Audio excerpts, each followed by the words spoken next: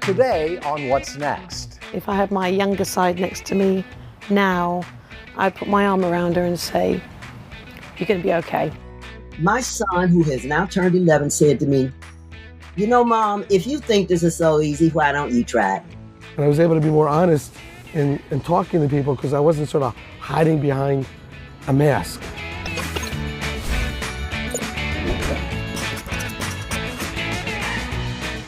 Hello and welcome back to What's Next. I'm Mark Middleton here with your weekly reminder to dream a little bigger, be a little bolder, color outside the lines, and take some steps toward whatever lights your fire, even if it's just a spark.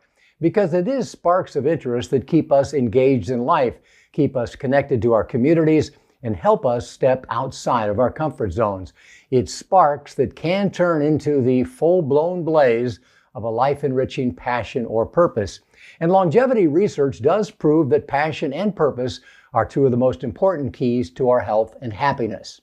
Petrina Amsden has plenty of both. In fact, her lifelong passion has become her later-in-life purpose.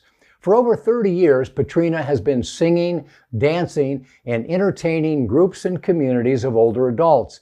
And as the years went by, she started to think about her legacy and what difference she'd like to make in the world.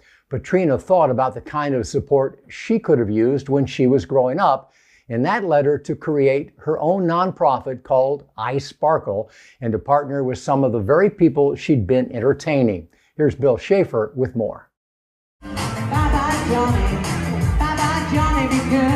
As an entertainer, Petrina Amsden is used to being in the spotlight, but there are some people she believes are more deserving. You see, as a young girl, Petrina struggled. Because of bullying, she spent her childhood in fear. She wanted to hide from life, not embrace it. To this day, she wishes she could tell that little girl that it wasn't her fault. It's funny, I think about that often. If I had my younger side next to me now, I'd put my arm around her and say, "You're going to be okay. Everything's going to turn out great. You can be a great kid. You're going to be fine." Did you have doubts? Oh yeah. That actually choked me up a little bit, that did. But yeah. Her whole life, she's wanted to do something to fight back against bullying. But what? I used to get a lot of people asking me to do shows for them to help fundraise, but you get to a point where you got to go, I can't keep doing this, I can't keep giving to other charities. I've got to put something into the energy into my own, where's something true to my heart. And so that's how it all kind of started. She made a bold decision. She would start her own scholarship organization to reward positive examples for others to follow. We were trying to think what to call it, and so the acronym of I Sparkle was I for inclusion, S for supporting others, P for protecting, A for acting out, R for respect, kindness, lift spirits, and encouraging others. And I thought, let's find some good kids out there and make a good example, because I didn't have anybody like that for me to help me get through those days. To find the good kids, that know how to stand up to somebody else and to take them under the wing and say, "You're going to be okay, come with me." And applications for iSparkle scholarships began to come in from all over the country. Hi, my name is Troy Watts. I go to Pottsgrove High School. Hi, my name is Caroline Creasy. I'm from Atlanta, Georgia. Hello, my name is Madison Chase. I am currently a senior at Adelbert Arts Performing Arts Academy in California. iSparkle was making an impact, and as it grew, Petrina found volunteer help in her community of the Villages, Florida. I am so tired of people being bullied, and especially in school, and this is what this is all about. And now you're trying to bully us to stop bullying. You're right. The Villages is a community of over 100,000 retirees, many ready and willing to pitch in. They've helped keep iSparkle going for over 8 years and are anxious to go for more. I just don't see age. I don't see it. It's funny because I'm 55 next year, and I've worked around 55-year-olds, and above, 55-plus communities, and it's been an entertainer in the Mediterranean. I've worked around them since in my 20s, so I don't see it. I just see people wanting to have fun. To have fun and to reach out to deserving young people who are also all about making a difference. I is for inclusion. I've been passionate about wanting to work with special needs kids since I was in 4th grade. That's when I met Austin, an autistic boy who I had a couple of classes with. I've protected my friend on the soccer team. All the upperclassmen, like the seniors, they would usually make all the freshmen do everything all season, like get all the balls, get all the water. We came up with the idea that there should be days designated for when certain classes should have to get all the stuff. I remember this one instance, this little girl was really shy and she didn't really have many friends, but I sat down with her at lunch this one time, and the next day I come in and she has all these friends around her, and it just felt great that she was being included into these groups. You never know what someone is going through, and sometimes a kind word will change someone's whole day. A kind word and some scholarship money can be a powerful incentive, and it exists because Petrina stepped forward and found a community ready to help. I didn't have any idea what was going to happen. It's very strange how life just turns out, but yeah, it's all turned out for the amazingly well. Make a difference with iSparkle! iSparkle is that little spark, that small idea that's now grown into a passion and a purpose that's making a difference in the lives of others. You can find more inspiring stories like Petrina's on our new streaming site, watch.growingbolder.com. We've got hundreds of stories available to watch 24/7, all for free. I hope you'll check it out. Never ever let anyone steal your joy. Welcome back to What's Next. I'm Mark Middleton. Would you like more Growing Bolder inspiration in your life on a regular basis? How about the ability to take our stories with you when you're on the go? Well, good news, we have 2 great podcasts packed with inspiring stories of ordinary people living extraordinary lives. The Growing Bolder and the Fountain of Youth podcast, available through your favorite podcast platform. For those podcasts, we get to interview people like Kittie Weston-Knauer. Kittie is the oldest female BMX racer in the country, most likely in the world.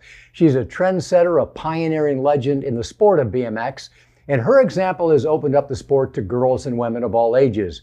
I spoke with Kittie as she approached her 76th birthday on the road, still competing, still aggressively pedaling down a path that she has blazed for herself and for others. And she told us how she first got started in the sport and why she's still in it. My son, who has now turned 11, said to me, "You know, Mom, if you think this is so easy, why don't you try it?" Mother's Day of 88, I got on little Max's little 20-inch bike, mind you. I put on his helmet, which was too small for my head. I had a huge afro. I'm squishing that on my head. I put on his little bitty gloves on my hands, and I got out there with the other mothers. It was a Mother's Day race. Now, didn't necessarily finish first. I finished, though, and I wound up with a whole new respect for this sport of BMX. I have been doing it ever since. But let's jump forward 20 years or so, because now at 65 years old, you've got osteoarthritis so bad. You're in debilitating pain that you had to have both of your hips and both of your knees replaced within a 1-year period. How in the heck do you come back from that to be a BMX champion?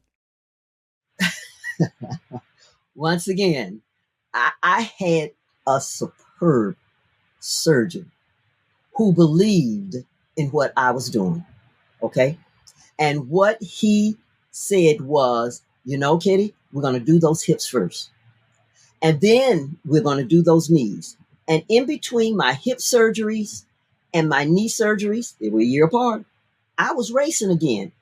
With my hips, I was back within 6 weeks of racing. In terms of my knees, it took just a little longer because the knees were done in December. But in April, I was back to racing again.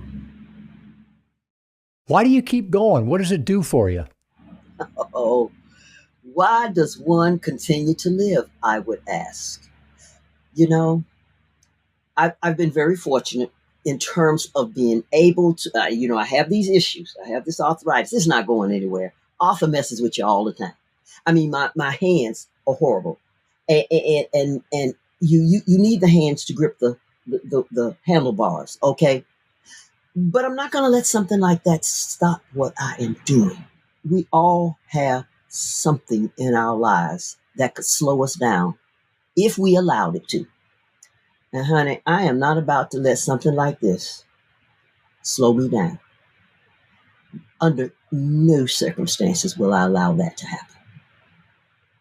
Can you describe the joy that you get out of racing, out of socializing, out of being an advocate for change?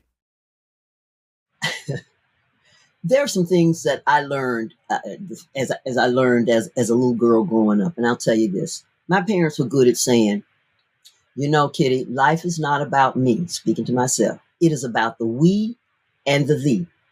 Okay? The other thing my mother always said to me, never ever let anyone steal your joy. You decide what your joy is, but you never ever let anyone steal it. Never let them steal your joy. That's so important, whatever your joy might be. You know, Kittie is proof positive that more is possible physically as we age, and the research does back her up.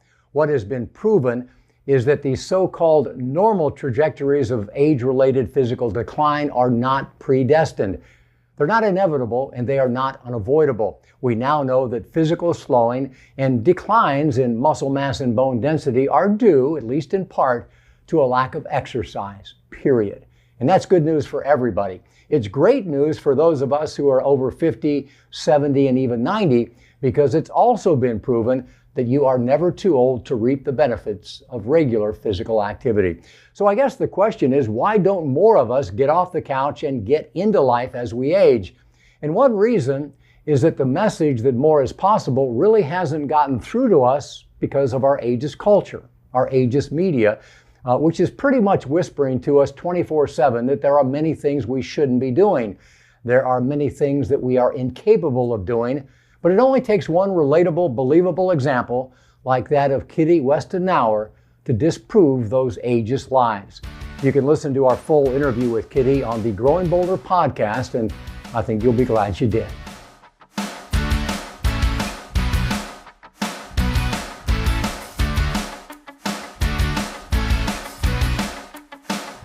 We're all artists. We just don't realize where the art begins.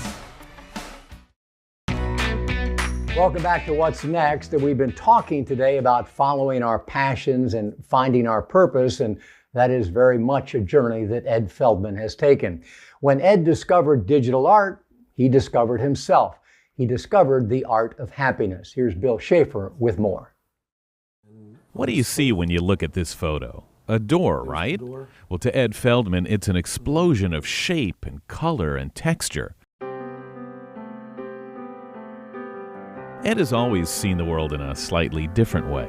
It's why for most of his life, he's felt just a bit out of place, unable to truly express himself until he discovered something that we all have right at our fingertips. Our phones and our computers. Ed found digital art. This one's like what I was just playing with. Those are the blades of grass. And I took those, and you can see the details in these blades. The colors he adds to these photos pale when compared to the color art has added to his life. He's become somebody. Friends and even strangers want to talk to him about it. It went so far that his coworkers even convinced him to do the unthinkable. They said, take off the hairpiece. I said, oh well, okay, I'll take off the hairpiece. It was a little uncomfortable at first. It was sort of like my security blanket. For about a month, I wore a hat. And I thought, okay, I'll just keep that. And I would take my clothes off and make sure the hat stayed on so they didn't see me like that I was without it. And finally, I grew more confident as my artwork started to replace my hairpiece. And they started to see me as me. And I was able to be more honest in talking to people because I wasn't sort of hiding behind a mask. It was then Ed realized something quite profound. All of the layers of intricate patterns and bold colors that made up his works had become a true reflection of what he feels inside. Ed has found true expression, and it's revitalized his life. I don't feel like I'm 60. I mean, really, I don't even feel like I'm 40. I'm probably still in my early 30s if that old. And I'm not just saying that. I don't feel like there's an age. I just feel like I am.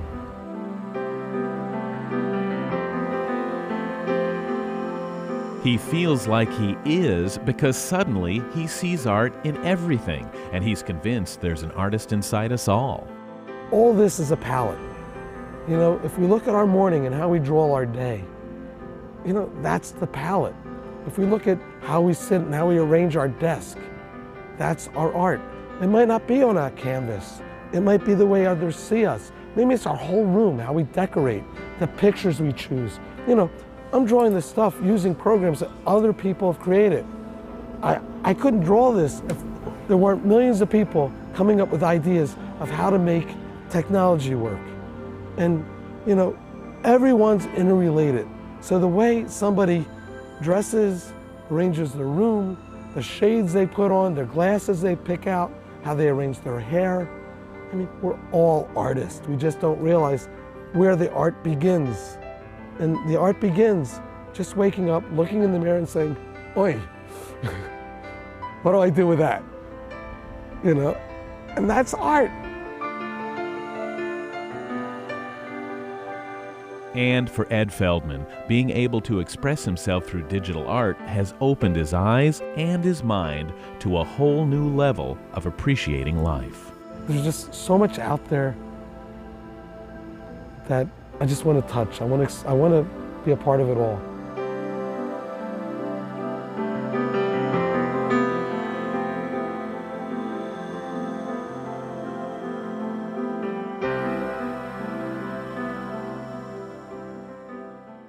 Thank you, Bill. Great story.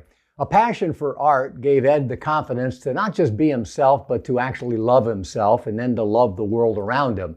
I love his art, but what I love even more is his message that we are all creative. We are all artists. And that's important because creativity is good for our overall health and well-being. In fact, a long-term study that was published in the Journal of Aging and Health examined a variety of personality traits, and it concluded that only creativity has significant life-extending benefits. Creativity significantly lowers the risk of Alzheimer's disease and overall mortality. So don't say you aren't creative, because you are. As the comedian and actor Danny Kaye once said, life is a great big canvas and you should throw all the paint on it you can. Which brings us to our bold social video clip of the day. Nothing will stop you being creative so effectively as the fear of making a mistake. Creativity is not a talent. It is not a talent. It is a way of operating, an ability to play. True play is experiment. What happens if I do this? What would happen if we did that? What if? The very essence of playfulness is an openness to anything that may happen, a feeling that whatever happens, it's okay. So you cannot be playful if you're frightened that moving in some direction will be wrong, something you shouldn't have done.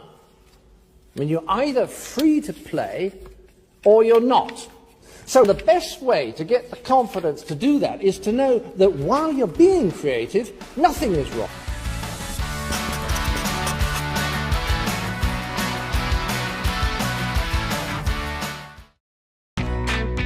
Welcome back to What's Next. I'm Mark Middleton. Are you part of the more than 1 million folks who are following us on Facebook? Or check out our content on TikTok and Instagram as well, because we've got lots more inspiring stories, the latest on longevity research, and we ask you to weigh in on questions like this one. What are you curious about? Well, I'm pretty much curious about everything. How are melting polar ice caps actually changing time? Is it theoretically possible to live forever? How many microplastics have I ingested? Why do I love that painting? What happens after we take our last breath? Will we ever be able to control AI? Will we ever clone a dinosaur? And should we if we can? And why do I crave pecans? You know, curiosity is a fundamental human trait that is responsible for every invention and advancement in history. It drives lifelong learning, and it is responsible for our personal growth. Albert Einstein said, "I have no special talents. I'm just passionately curious." We all have an inborn urge to investigate and to understand, and it's an urge we should all indulge in because it enables us to embrace uncertainty rather than fear. The artist Vincent van Gogh said, "If you hear a voice within you say, you cannot paint, then by all means paint, and that voice will be silenced." Curiosity opens us up to new experiences, new relationships, and new adventures. Curiosity is what leads to what's next. We'll see you next time.